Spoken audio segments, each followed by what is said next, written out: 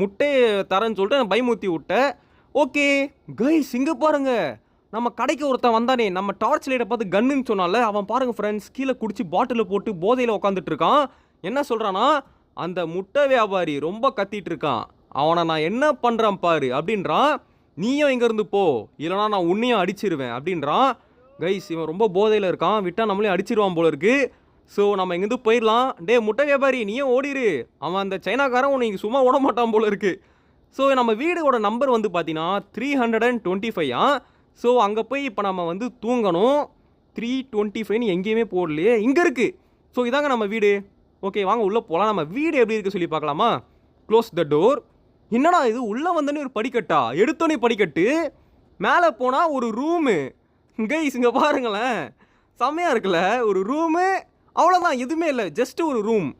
Okay இப்படி தான் இருக்கும் போல் இந்தோனேஷியாவில். ஓகே லைட் ஆஃப் பண்ணு.